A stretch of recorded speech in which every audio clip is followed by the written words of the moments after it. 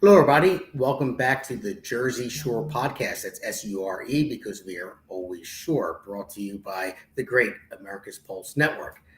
So tonight, for this podcast, I'm going to hit you with some breaking news before I get to my monologue. I have a very good episode, very patriotic, and we're going to talk about Flag Day and the Army. But first, I got to hit this breaking news. So before I get to it, I want to play this clip.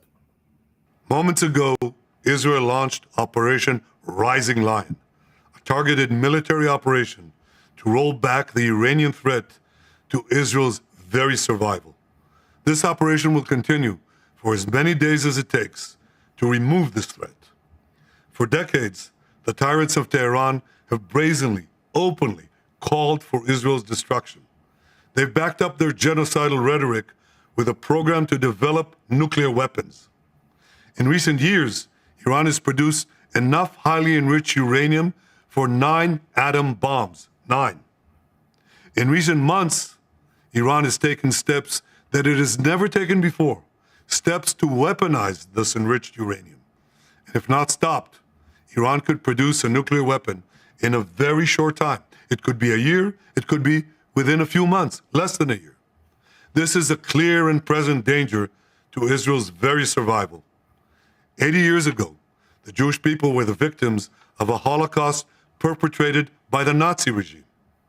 Today, the Jewish state refuses to be a victim of a nuclear Holocaust perpetrated by the Iranian regime. Now, as Prime Minister, I've made it clear time and again, Israel will never allow those who call for our annihilation to develop the means to achieve that goal. Tonight, Israel backs those words with action. We struck at the heart of Iran's nuclear enrichment program. We struck at the heart of Iran's nuclear weaponization program. We targeted Iran's main enrichment facility in Natanz. We targeted Iran's leading nuclear scientists working on the Iranian bomb.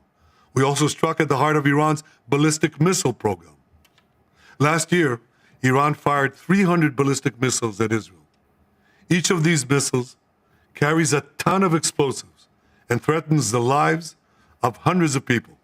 Soon, those missiles could carry a nuclear payload, threatening the lives not of hundreds, but of millions. Iran is gearing up to produce 10,000 of those ballistic missiles within 3 years. Now just imagine 10,000 tons of TNT landing on a country the size of New Jersey. See, that one right there kind of hits home for me because I live in New Jersey, and this is the Jersey Shore podcast. Now, I want to talk about something very nice, something patriotic, keep it positive, but I have to hit the breaking news. And is this unfortunate that this has to happen? It is, but it was necessary. If you think about it, what he just said, think about Israel the size of the state of New Jersey, surrounded by enemies, and Iran, the regime from Iran, openly say they want to destroy Israel, and that was their goal. And they're trying to develop a nuclear weapon. So they have to be preemptive. They have to take care of it. Donald Trump, I would say, playing 4D chess right now, keeping America out of it, but involved. I mean, when I was on my radio show yesterday, I was going to talk about it and say, I didn't know it happened yet because it didn't. And I knew that they were removing people from embassies, over there because there was something that was going to happen. And then when I got home from the show, I saw it on the news. And so it had to happen. And even as Trump said, Iran could never have a nuclear weapon. And the reason why is because bad actors can have nuclear weapons. Good actors shouldn't have nuclear weapons. I think the world understands that now, that no one should have them. But the ones that have them still do. They're not going to get rid of them because the other ones won't either. So, but the whole point is the ones that have them right now realize that they can't be used, and they just keep them to stop other people from invading them. But someone like Iran, well, not Iran, not the people so much, but that regime that was in power, they openly call for death to America, death to Israel, and they would wipe them out. So you have to be preemptive, and you cannot allow someone like that to have a nuclear weapon. At this point, you can't, any country that does not have a nuclear weapon should not be able to develop one. And it's as simple as that, because it'd be great if we can get rid of all of them. It's not going to happen. I don't see an off-ramp to that, but it'd be nice if there was, but it's never going to happen at this point. But where we're at right now, no one that doesn't have a nuclear weapon shouldn't be able to produce one. So that's where we're at with that. I stand by Israel with this, and I think any country should, because for the reason I just said. But for now, like I said, I want to keep it positive, so I will go on to what this episode is about, and I want to keep it positive. So, today, we honor Flag Day. Well, not today, but tonight I am, and a day where we don't just celebrate a piece of cloth, but everything it represents: freedom, resilience, and the undying spirit of the American people. But this year's celebration carries even more weight because it also marks 250 years of the United States Army, a quarter of a millennium of service, sacrifice, and courage. The accomplishments of our Army didn't come easy. Every step forward came with a price paid in sweat, struggle, and the blood of patriots who believed in something greater than themselves. From the fields of Yorktown to the beaches of Normandy, from Korea to Kuwait, and in countless missions to protect innocent lives across the globe, the U.S. Army has been a force of good, standing firm against tyranny and facing down evil regimes that threaten freedom. One I kind of just talked about, that evil regime. It didn't just protect our borders. It helped build the greatest nation on the planet, not by conquest, but by courage.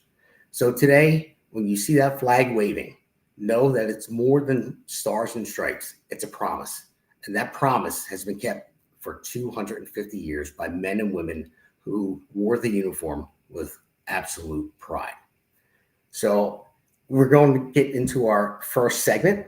I think it's a pretty good one. I like it a lot. And our first segment is the birth and survival of a nation. But before I do that, well, not before, when I get into the segment, I'm going to introduce a very special guest.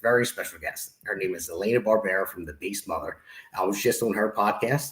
Now she's going to be joining mine. There she is. Hello, Elena. How are you? Hello, Damon. All right. Well, thank you. It's been a busy night. So, yeah. So thanks for having me on your show, which was good. We had a lot of fun with that. Now, what was the sign again? What did you call it again? At the end of the week with the shitty people of the week, pretty much. My shit list. Yeah, shit list. That's what it was. Shit list. Yes, I wanted to put it up. I didn't know if you had it with you, but I loved it. It was great. So everybody go check that out. It was a good podcast. So we talked about some good stuff and had some fun with it as well. But Elena, welcome to Jersey Shore Podcast. So what do you think about what's coming up? Well, how about first? My producer put this great AI picture together of the history of the Army, and it looks pretty good. He's going to put it up now, so check it out. It looks pretty cool. Oh, that's cool. So basically, in this segment, the birth and survival of a great nation. So I'm just going to go over like the first 100 years, and then we'll talk about the second 100 years, and then the last 50. So the key accomplishments of Revolutionary War. Number one, that's what started this nation. So I'm from Philadelphia originally. I lived right by the Liberty Bell. I know a lot about it. I actually built the Constitution Center. Well, I called it the new one, but I built it when I was like 19. I was a part of that project. So it's kind of cool background to be a part of basically where, the U.S. started. So I know you're originally from Boston. No, I was born and raised in Brooklyn, New York, but I did live a lot of my adult life, 23 years in Boston. So I have a lot of cradle of the American Revolution live in. Have you ever been to Philadelphia? Seen Liberty Bell? I have. Oh, okay, cool. Of course. Yeah, it was a class trip. We always used to go there and see Liberty Bell, and they'd talk about the history of the nation, and it was actually kind of cool. Like it wasn't like a nerdy thing to do. It was like the cool thing to do. People actually, they used to teach that in school and used to like, wow, George Washington, this is how our nation started. And not that we've gotten so far from that, but we're starting to get away from that.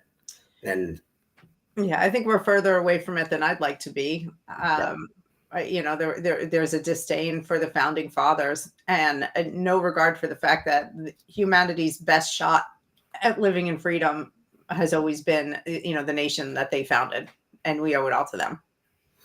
Yeah, I mean, we definitely do. I mean, just imagine when 1775, the Continental Congress, they formed their first army, and we talked about it before. George Washington I mean, who can't love him? Doesn't matter. Like the time that he grew up in, people grow up in different times in different ways, but he took on that role, to be our first commander in chief. And we'll get into him more and more in the end, but there's something astonishing about that and where we grew from there, the Revolutionary War. And then through there, a lot of people look at the Army back then and now as like the savior of not just this nation, but other nations across the planet. Because they didn't go to conquer, they went to help out. Yeah, back then, you mean being? I'm sorry. Yeah, no, I'm just saying like the first 100 years. We had the Revolutionary War, and then we had the War of 1812. Yeah. Then we had the westward expansion, the Army protected frontier settlements mapped, vast new territory, and then unfortunately, but fortunately, we had the Civil War. Unfortunately, because so many people died in that war, they were all Americans. We were fighting each other. Yes. But I believe it was necessary to get our country back on the right track. And I think we've done a good job. Since then, we faltered here and there. There are wars we shouldn't have been involved in. But I don't think it was the Army's fault. They followed orders. It seems that politically speaking, where my knowledge is that like after World War II is where we kind of went off the rails. We took this military might that we established and then we started getting involved in places that we really didn't need to be involved in. We shouldn't have. And I can't help but wonder if that was the birth of the, corporate, war machine and just the goal to have war just to make money. Started maybe after World War II, or it appears that way. Because all of our wars before that were for pretty noble causes. Yeah, they were. And then it did turn the war machine. You do profit from wars. And that's how it has been after World War II. You're correct in that. But men and women that serve, now, of course, are there bad actors that go there? People make, they make bad mistakes. But when you're put in that situation, some people join just to join because they want to kill people. And that's very far and few between. But for the most part, people believe in the American flag. The flag was a symbol. It was a patriotic symbol that it represented you and your family and your community and your state and your country. And it was something that people, it was, I don't know what the word. It was like a mesmerizing thing to look at. Like, wow, that's a cool flag. I want to die for that flag. Because even as a kid, when you're a young child, and you didn't even really know what it was about. When you were in school and you had to say the national anthem, you had to put your hand over your heart or pledge allegiance, and even going to football games. I meant to get into the national anthem. It was like, wow, national anthem's awesome. Pledge allegiance is great. Yeah. And you really didn't know what it was, but you knew it was something special. You know what? The thing about the national anthem, I always loved it. It always brought tears to my eyes. When I hear it now, and when I see, whether I'm live someplace that it's being sung, or even if I see it at an event, I feel sad when I hear it. It used to just be like love and pride, and I still have the love and the pride, but I also feel a sadness. It almost like is a feeling of remembering somebody I loved who's gone, who died, because this country is so injured right now, and there's such a lack of patriotism in half the country, and that it breaks my heart. It hurts me that we don't have the unity around the flag anymore. And I hope that, conversations like this one, where you're trying to point out the wonderful positive things about America, will kind of reignite that for people, because I miss it. I really do. I miss it too, because America used to see the Army as like the guardians of freedom, the backbone of national identity. And that was their national identity, not identity politics, nothing like that. And that's what they used to see it as.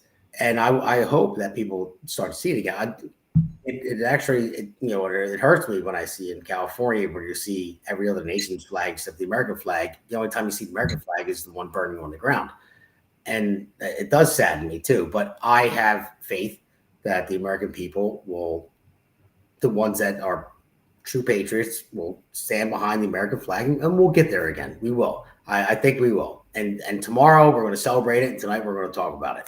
That's the most important thing. And like I said, our podcast can go as negative as possible, because there's too many things negative to talk about. Just trying to put a positive spin. I'm trying to do it like it's an effort, though, isn't it? Like, because there's so much negativity around us that I want to be positive and I enjoy this, but it is like almost like, bucking the habit that we've gotten into, I know. podcasters, of talking about the news and and all the horrible things that are happening. But there's still so much to love here.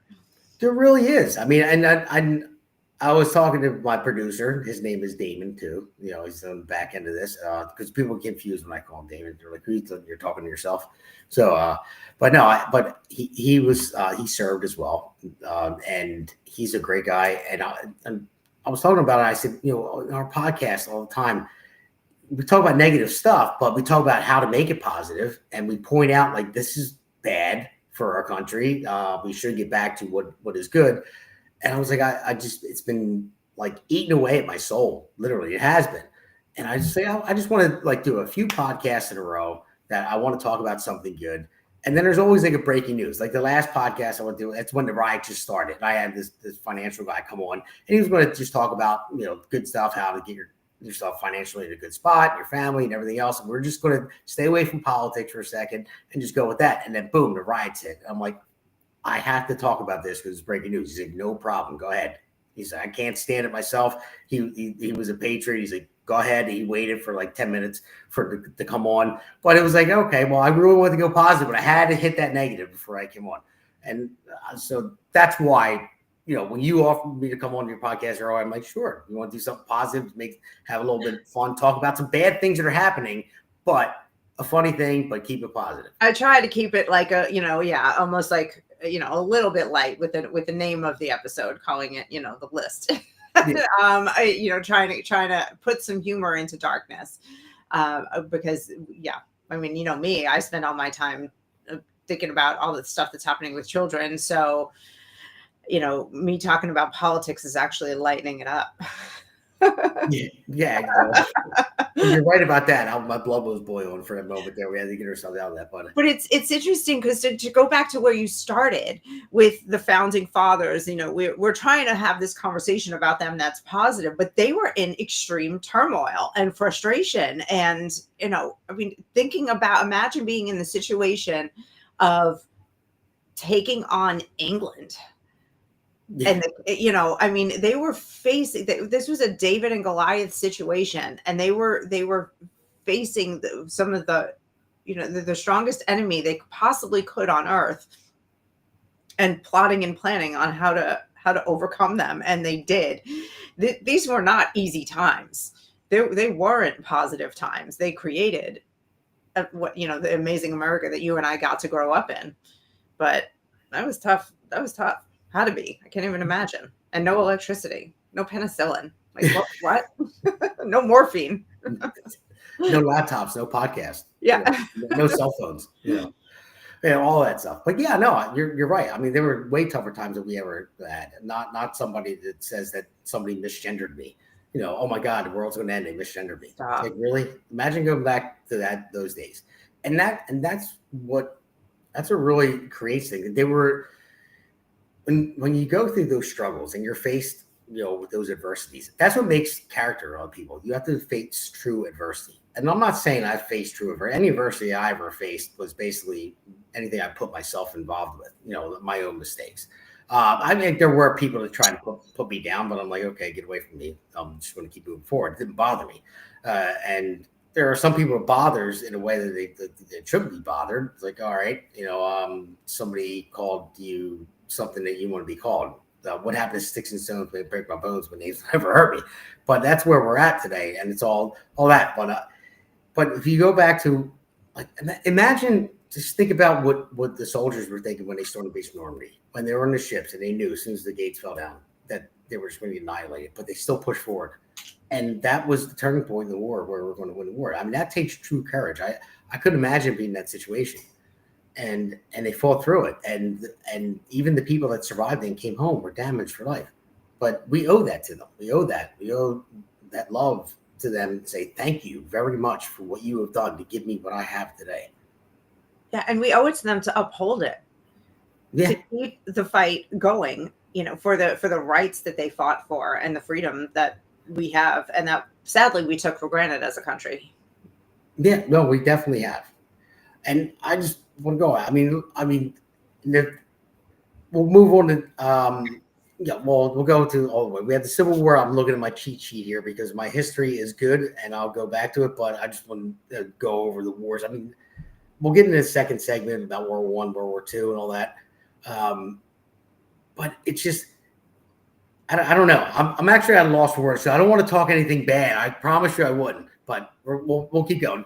And you know what? Let's roll on our next segment, and we'll talk about it. I promise you that I will. All right. All right. Welcome to America's Pulse Network. This is APN's very own White House correspondent, Alexandra Levine. Hello, everyone. This is Alexandra Levine with Alexandra Levine Live on the America's Pulse Network. You are all in with Alexandra Levine. We are still waiting for someone from the White House to come out and tell us what transpired between President Trump and Vladimir Putin on that call today. We are here live at the White House. We're waiting for White House Press Secretary Caroline Leavitt to come out and tell us about the updates of today, the call between President Trump and Vladimir Putin, what transpired in that call. Subscribe and follow America's Pulse Network on the above social medias. All right, so we're back. So I'm going to be honest. I've had a lot of stuff today going on. You know, my big concrete pour, 30 yards of concrete, and then jumping into your podcast, and other stuff going on in the political world. So yeah, it's been a very busy day. So I'm not going to lie. I was a little bit flustered at the moment. I forgot my train of thought and it's stuff. But thank you for helping me out with that. But I want to go on to the second century of what we call. We had World War I, World War II. We had the Korean War, and then even as much as going on to almost a domestic civil rights war. You know, where Eisenhower used the army to enforce desegregation and all that stuff. Proof that the army stands for justice at home too. And they didn't just do that. I mean, at the times, I mean, they would go and they give out relief aid. The hurricanes here, they give out relief aid when you have earthquakes abroad. And the army sent everywhere where they have to go. There's soldiers that are told where to go, what to do. They may not agree with it, but they still obey their commands and they try to do the right thing for the most part. I mean, it's not everyone does the right thing, but it's just the idea of it, the idea of going there to do the right thing. And that's the core value of what the army is supposed to do. That's what it's about.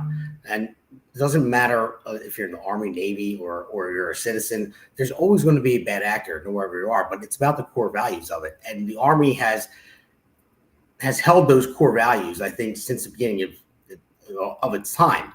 That was the core value of the Army. That's what they teach your soldiers to do, whether there are some bad actors or not. I think for the most part, most of them want to achieve that goal. That's why they join the Army. I mean, I don't know anybody that will really want to join unless they're, drafted or something like that. But why would you want to join the Army for the most part, the majority? Why would you want to join the Army unless you wanted to do something good and save the world, pretty much? Because that's the mentality of most people that I know that have joined. Right. They want to keep people safe. They want to be protectors. Yes. Mm-hmm. Unless they're going in just to get the free healthcare so they can get their sex change surgery. Well, there's that too. Fortunately, that's over now. But we can do all that. There are other motives, but yes, there are people who go in because they love their country and they want to serve and protect and uphold the Constitution. Even at the level of being a private in the Army, they go in with that heart for America. A lot of them, everyone I've known has done that. Yeah, people that I know too. And maybe I'm naive, but I always try to see the good in things because that's what I would want to do. I never served. I did not. I never really even thought about it. If I was called upon to do so, maybe. I mean, I'm trying to serve in different ways now, but I try to believe that people, think like I do. They want to do things for the greater good, and that's where I'm at with things. But when you look through history and everything they accomplished, whether it was bad things they had to go through to accomplish that, it turned out to be good. I mean, in the end, for the people of the United States, it turned out to be good. So how could you not celebrate that? How could you say, okay, you can watch all the war movies that you've seen, that come on TV. But if you look at it, like Band of Brothers, I mean, that was a great show. I mean, it really was. It just showed a bunch of young kids that got sent over there, and they necessarily didn't want to be there. Some, wanted to join, and they became brothers, and they wanted to fight for their country. And in the end, everything that they did, even though it damaged them, when everyone at home benefited from it. And that's why we should respect that. That's why we should look at the American flag and thank our lucky 50 stars that, that they did that for us. Yeah. There was a pretty common morality, where the core of the nation's morality was the same, no matter who you were, no matter, what class you were, what race you were. And of course there were, some differences on the fringe, but I think that was what made it easier for us to appreciate what these young men and women did in the past and what they fought for. Now we just don't see things the same at all.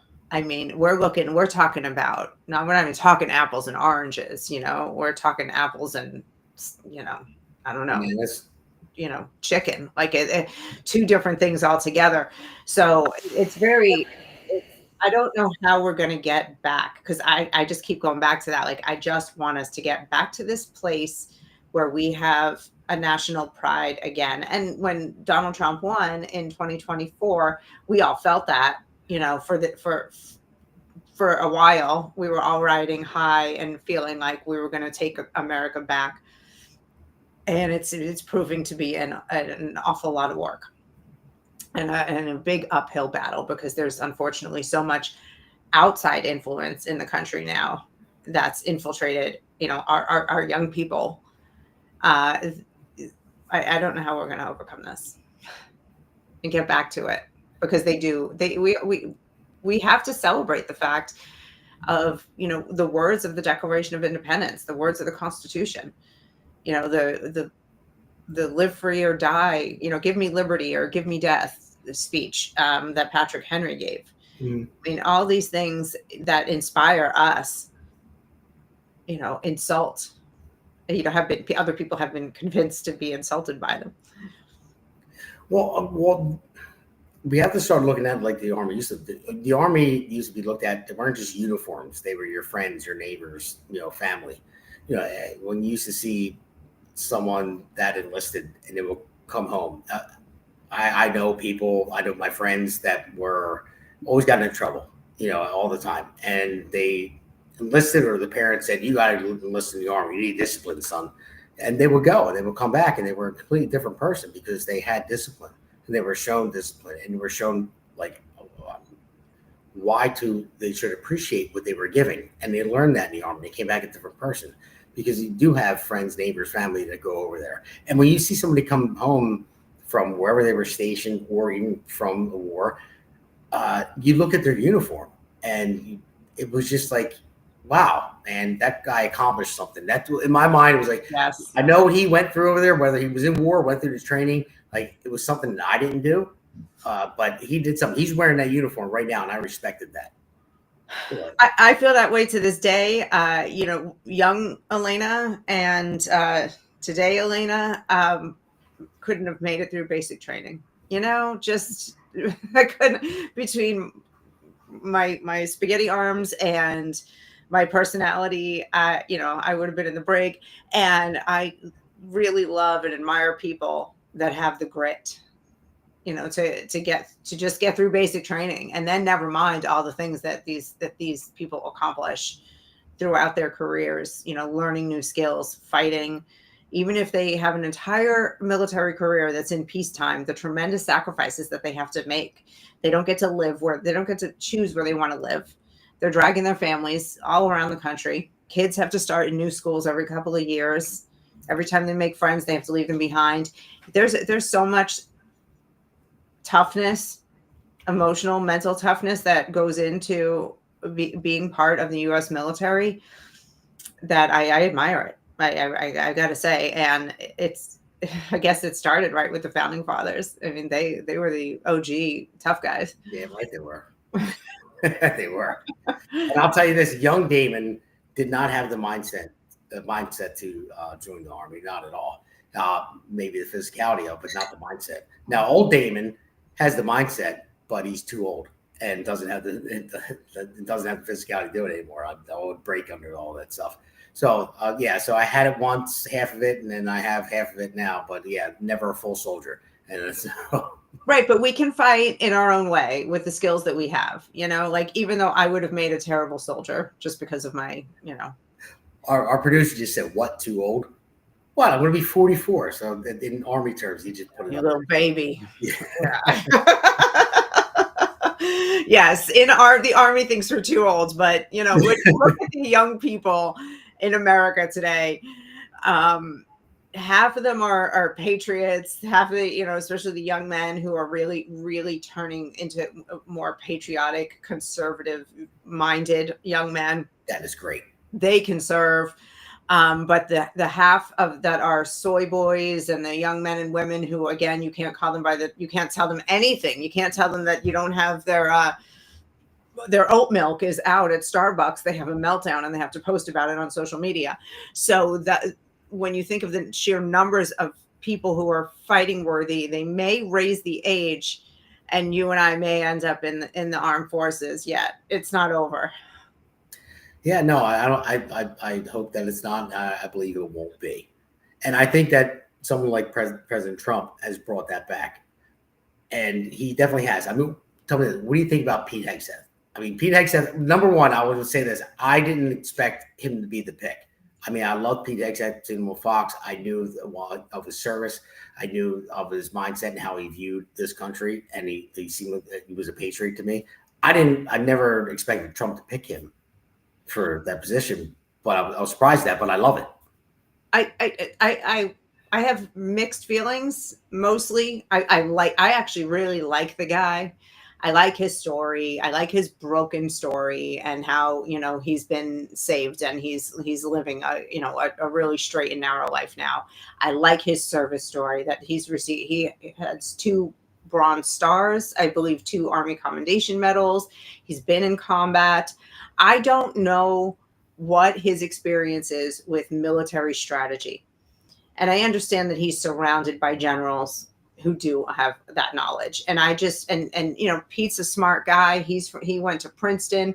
He built a great career for himself in the Army National Guard, in public life as a newscaster. I hope that I think he is smart enough to take good advice as the Secretary of Defense from the generals around him who have more decades of military experience. So overall, I'm confident in him, but he is about to be tested, and we're going to find out if he's the right man for the job. Yeah, he is, and I hope he steps up to the plate. I believe he will, and I'm going to bet on it. I don't know for sure, but I'll bet on it. And I do like him. Like I said, I didn't know he was going to get picked. I was surprised that he got picked. That's what I was getting at. I was surprised he was picked because of what you just said. But I do like him, and I think he may have the ability to do it. And I'm going to bet on it myself. But yeah, I mean, you never know who's going to get picked to step up in a certain moment, and you don't know what they're about until they get forced into a position to show their greatness. And with that, I'm going to go to our next segment. We're going to go to the JSP Awards. We're going to talk, which I always do the wrap up at the end of the week. I do the Patriot and Loser of the Week Award, and we'll talk about what I just said, people that didn't know that they were going to be that person. And so we'll get that. That's after this break. Let's go to our next segment.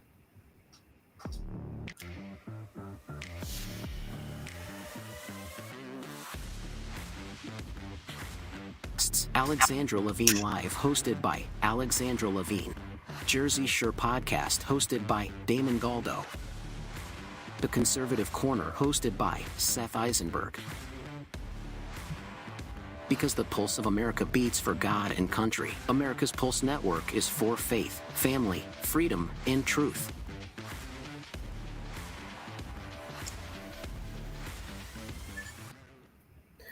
So, Elena, I usually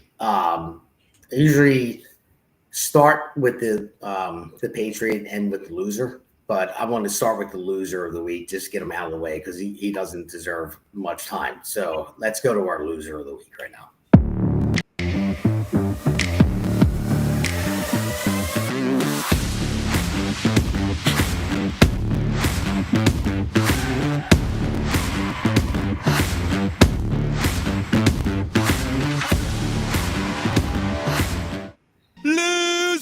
Losers!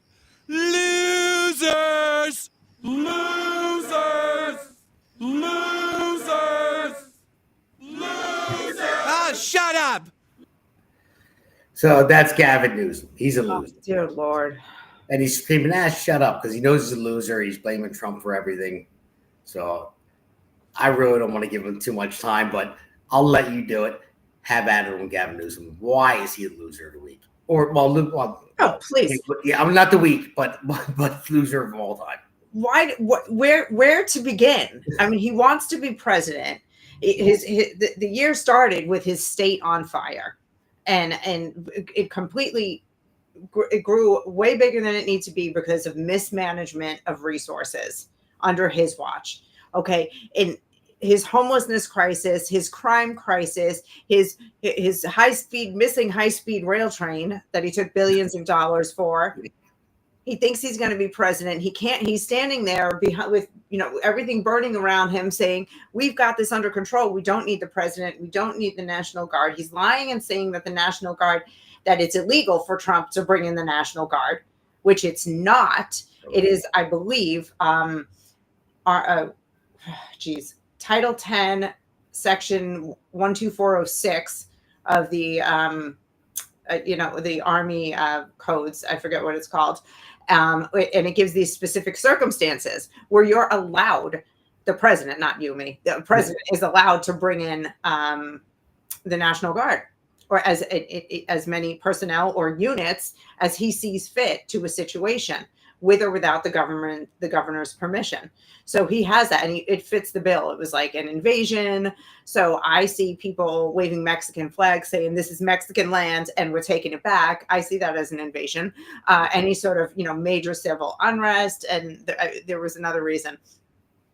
And all of the things that were going on in California met that bar. So, for him to just be standing there and saying that Trump is making it worse and Trump is doing illegal things, and it just shows what a farce he is. He just wants to keep these illegals in the country so that he can keep congressional seats and he can keep power. That's all it is. Yeah, it's as simple as that. And we were talking about there was a constitutional lawyer who is not a Trump fan at all, hates Trump. He came out, I forget his name off the top of my head, but he said, no, Trump can absolutely do that. That is federal law. He can bring in National Guard without the governor's, permission when he sees something happening. So someone that hates Trump, known Trump hater, and Damon, I forget the name off the top of my head, but you guys can look it up yourself. But yeah, he said, no, it's lawful what he's doing. And then Newsom, loser of all time in my book, loser of the week. Anyway, you can get it every week, but I got to give it to somebody else. But yeah, I mean, the guy is so fake and phony. He doesn't care about anybody but himself, no one else but himself. And that's what it is.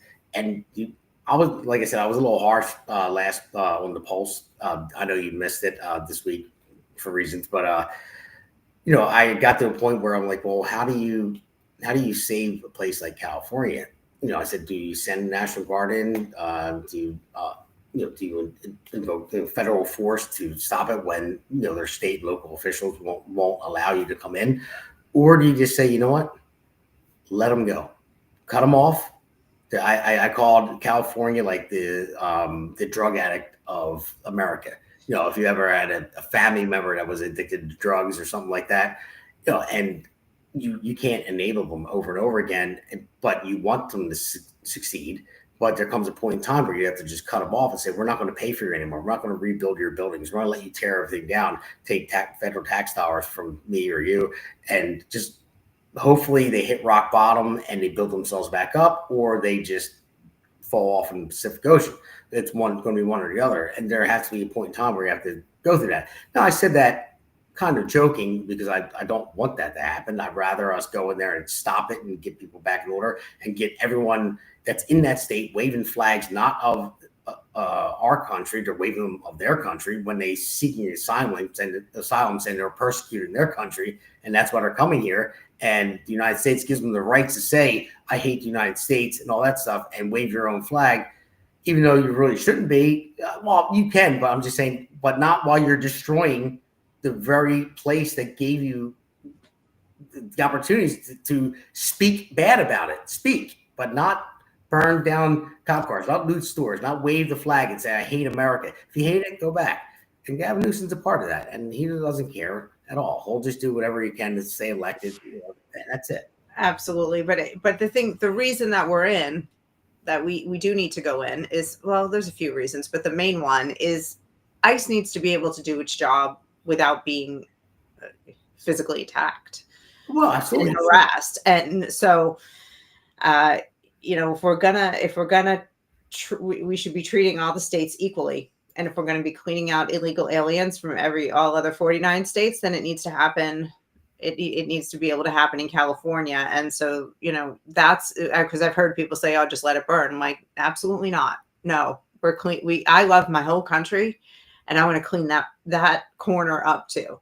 I used to live in California in my 20s. I was there for about 7 years, and I loved it. Although even back then, 22 years ago, when my son was born, I said, I got to get him out of here.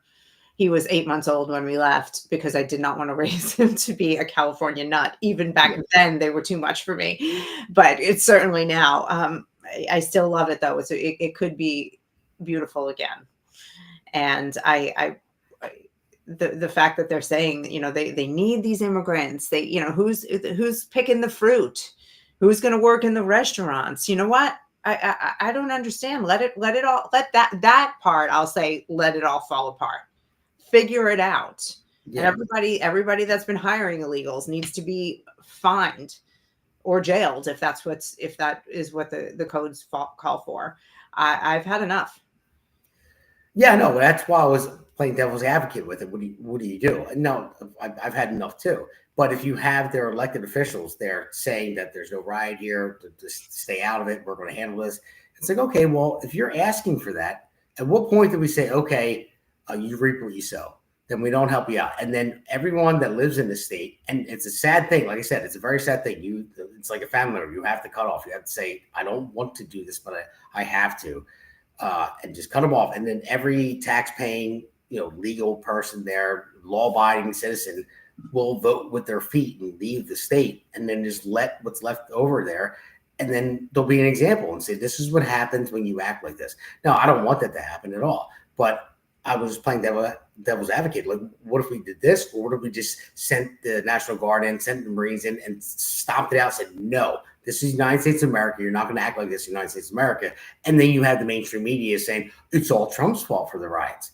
And that's why I said both, two ways. I felt both ways, honestly. It's like, okay, how long are we going to just deal with this? And then turn on the news, mainstream media, which I never watch, only for like 5 seconds, just to hear one stupid comment. I'm like, all right, there we go. But I would see it on YouTube and watch the clips because I want to cut them and say, look at this idiot. But when they talk about it, I'm like, there's no riot here.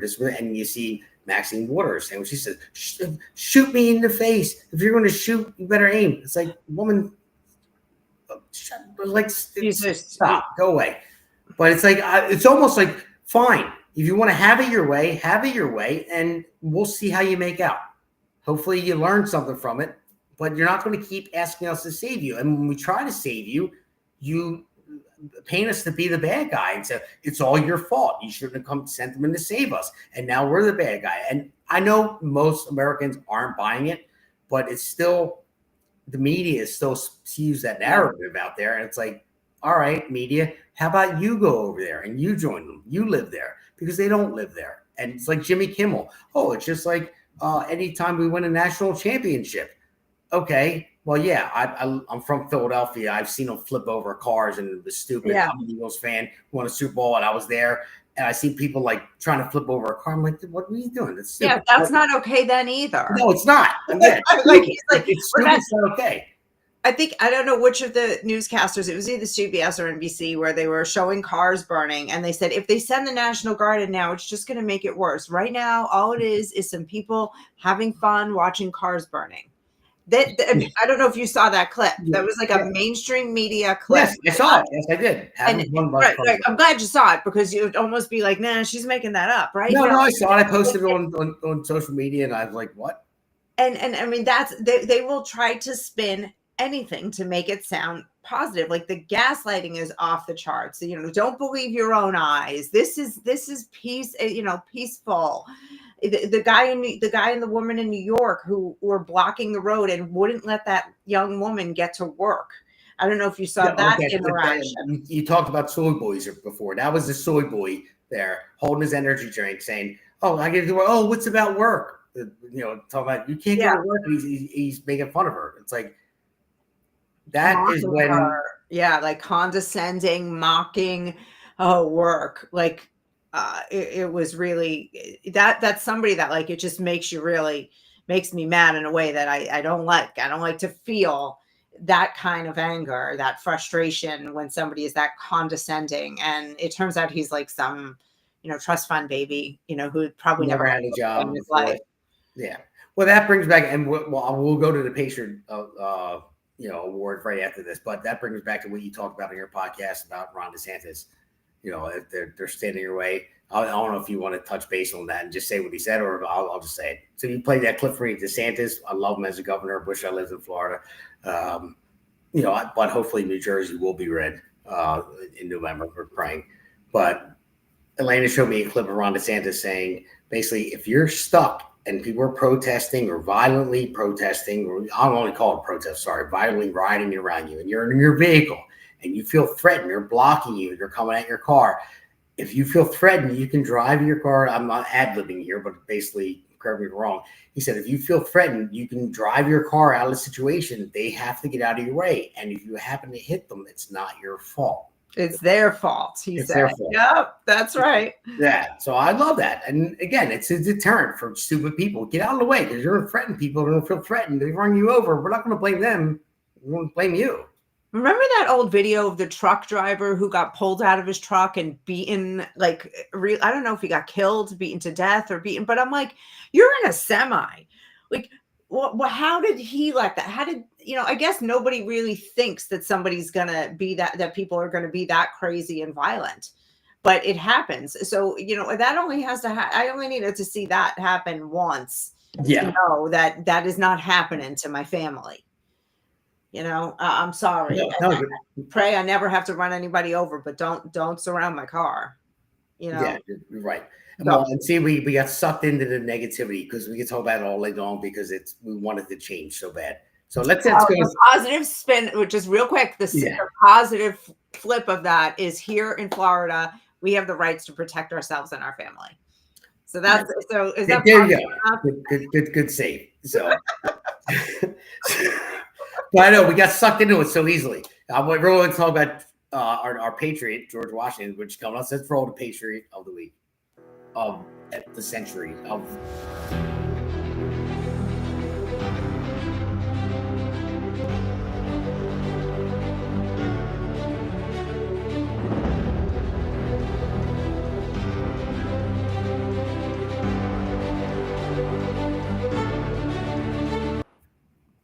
So George Washington, easy pick. You know, great.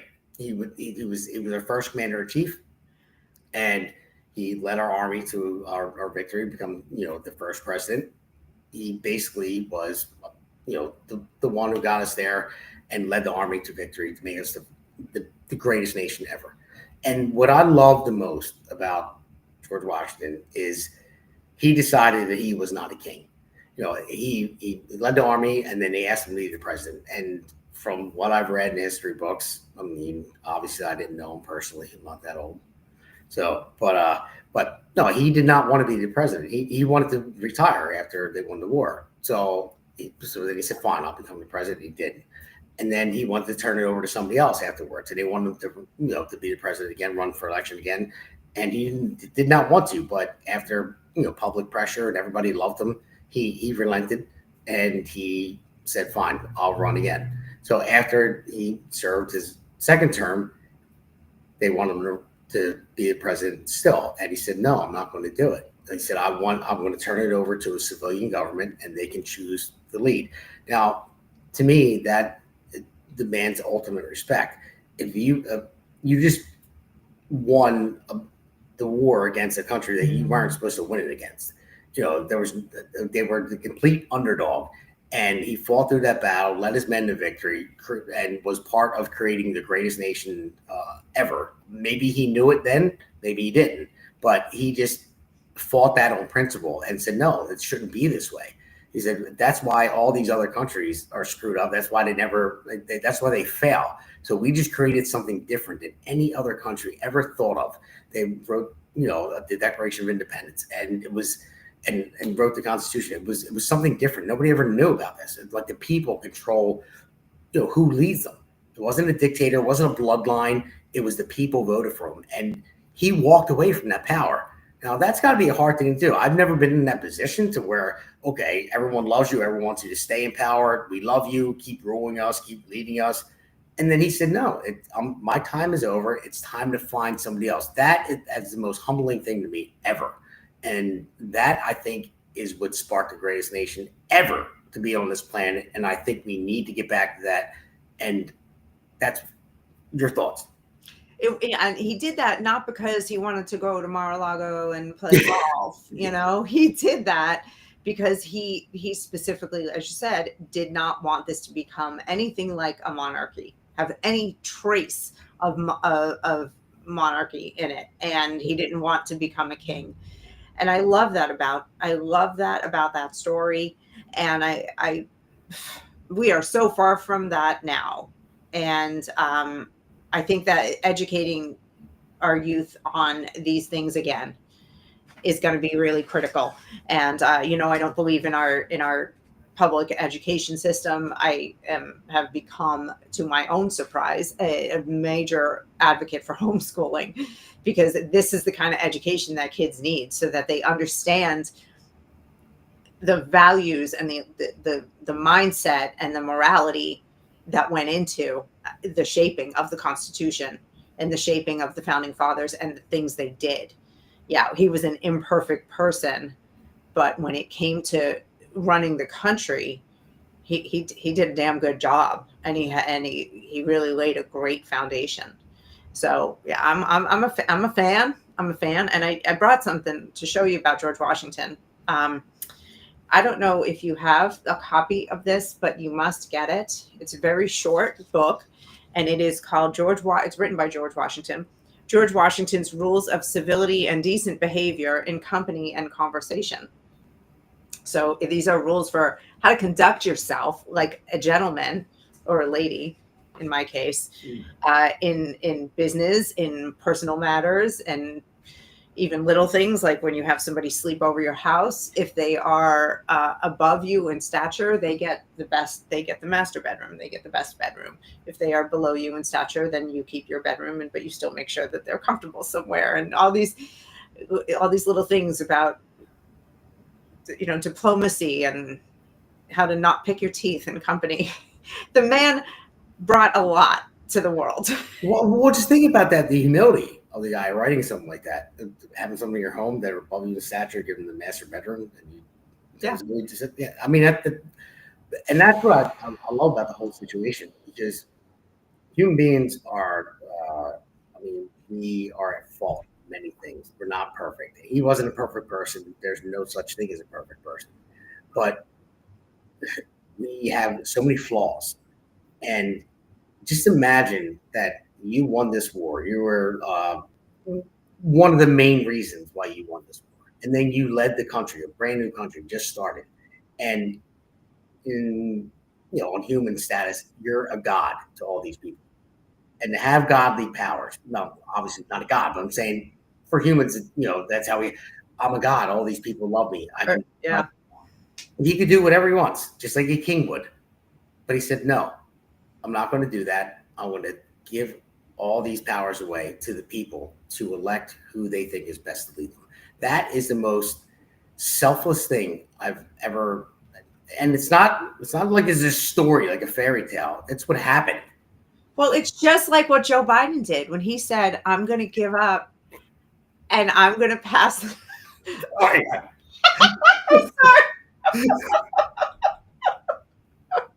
That sounds funny. All right. I didn't even expect to laugh that hard. No, I appreciate that. Because that's what the left are. It should be. He was our latest George Washington. He gave up the power. No, he didn't. He forgot he had it. Yeah, how noble it was of him to pass the torch and to a candidate who didn't get a single primary vote. It was so noble. I mean, but and it's funny because they will. Some of them are still hanging on to that and believe that. I know. But George Washington, truly, the humility. And like to be so strong and so powerful and so influential, and also to have that kind of humility, to be able to really put the nation above your own interests is something we don't often see in our politicians today. None of them.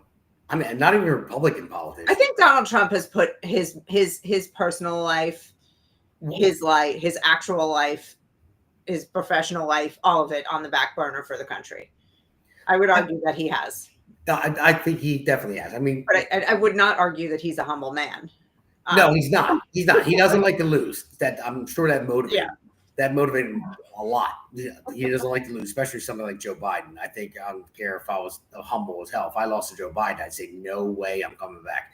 But no, he likes to win. But with Trump, if I had his money and everything in his life, even if I won the first term and served it, and knowing that coming back to run again, they were going to try to bankrupt me, try to shame me, throw me in jail, and arrest me, try to kill him.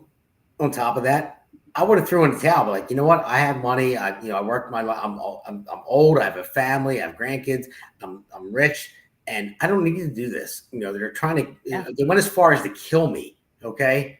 All right. I don't need this in my life. I just want to enjoy so many years I have left with my family and enjoy my money and all the hard work I've done my entire life to earn that money and keep it. And they're trying to take everything away from me. But no, he didn't. He kept fighting. And I respect him for that. And it's because he did have the mentality he doesn't like to lose. Yeah, of course, that's part of him. And I like that about him. He doesn't like to lose. But that part, I think he would have given up if he didn't love this country. If he loved this country and wanted to do something different. And I respect him for it. And that's why I love Donald Trump. Don't agree with everything he does. He can't agree with everything anybody does. But, I mean, everything that he is doing is for the betterment of this country. And absolutely. If it leaves him a legacy, which I know he wants, of course, he does have that part about him. He wants to die knowing that he did something good. I mean, hey, listen, when I ran for office, I wanted to do something good. I wanted to change something. I had good intentions to do it, and I still do. I want to keep going with different things.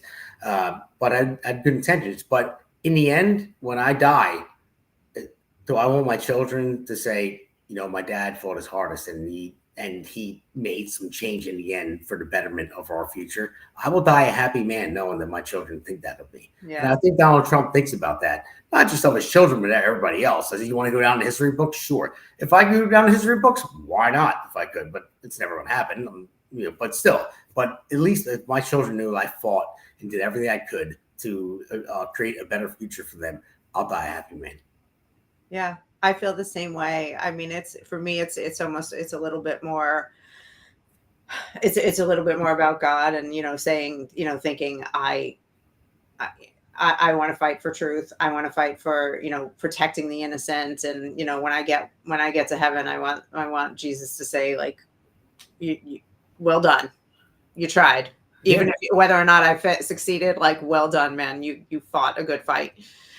For the right reasons. That's what I want. And so that's why we're here, right? That's why we have our podcast and we're trying to get the word out. And that's why also Donald Trump is doing that amazing parade tomorrow that I'm not going to be in DC for, because I don't go anywhere where there are large crowds anymore because people are insane. Sorry, I went negative. But I'm going to be watching, and I'm going to be thrilled that we have a president who loves our country again. Isn't that cool? Yeah, it is cool. I'm excited.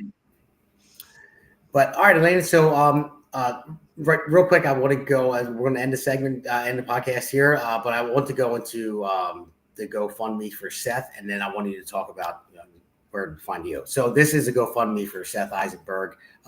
It says Jonah, but it says Seth Eisenberg, Conservative Corner.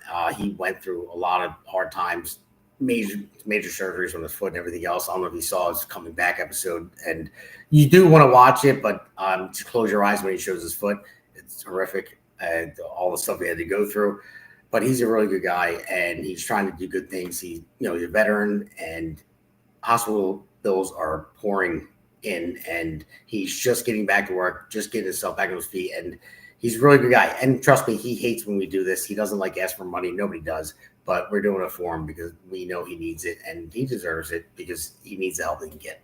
And he's genuine. He's great. He's awesome. So if you can go and donate, what doesn't matter. I don't care if it's $1, $2, $5, $10, $20, whatever you can help Seth out. That'd be awesome.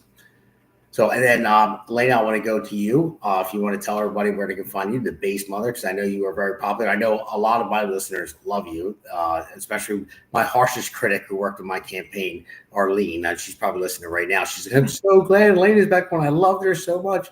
And I told her you were coming on tonight. She was so excited. I told her, so she's been watching both. But tell people where to find you at. Thank you. And hi, Arlene, if you're watching.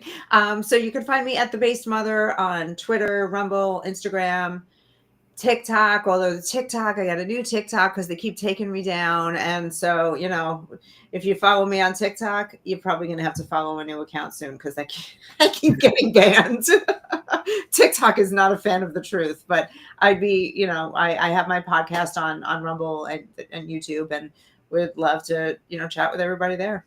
Thank you. And thank you for having me. This was this was fun. And it was mostly positive, as you promised, which is something we don't do enough. And I actually am going to take from this, an intention to try to at least be 25% more positive. Yeah, I just figured we could be, well, it's not like we're being negative. We're just pointing out the negativity.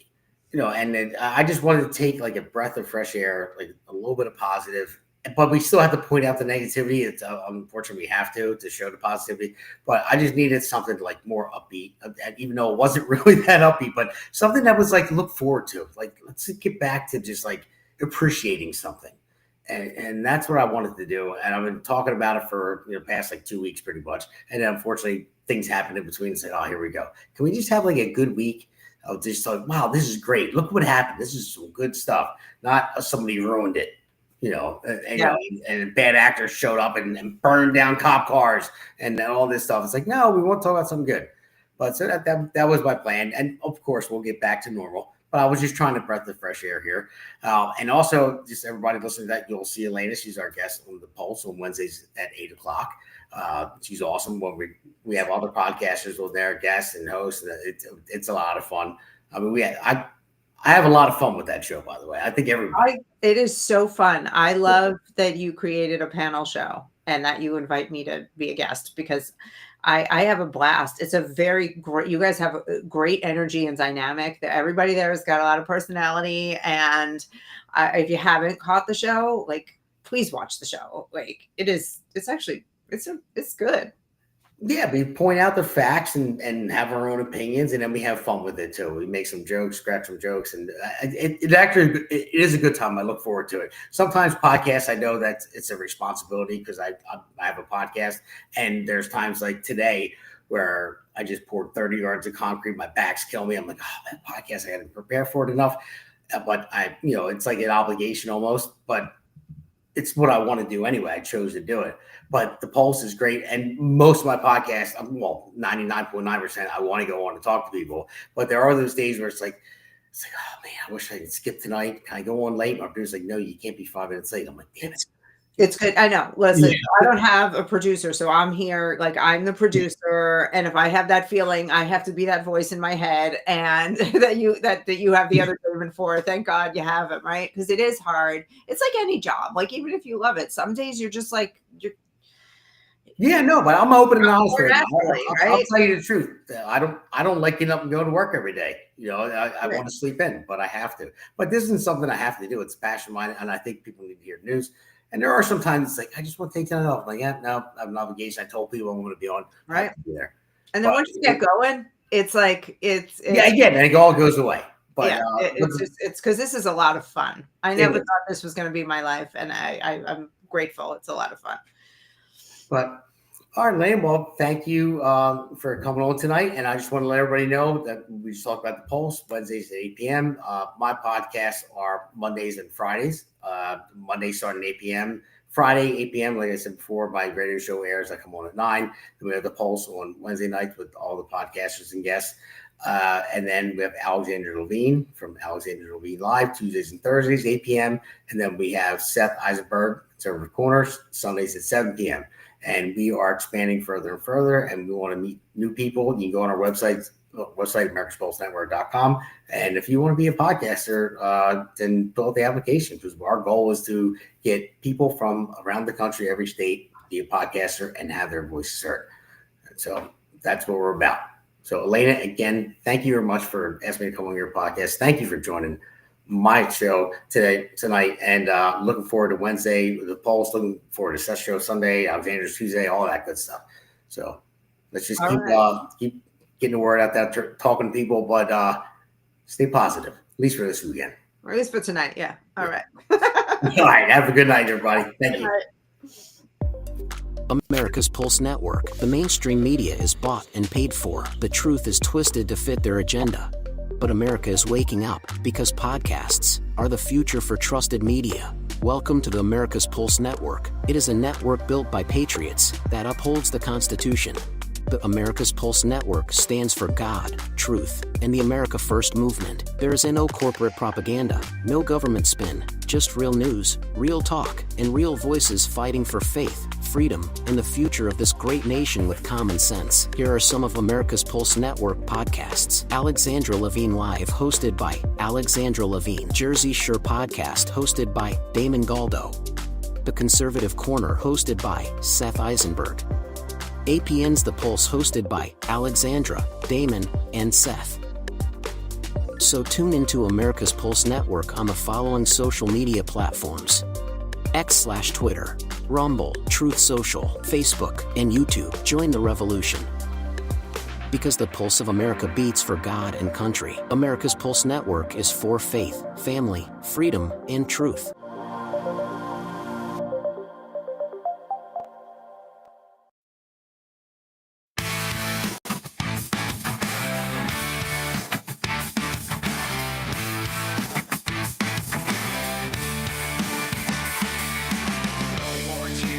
Righteous pride in this one big voice, it's our time.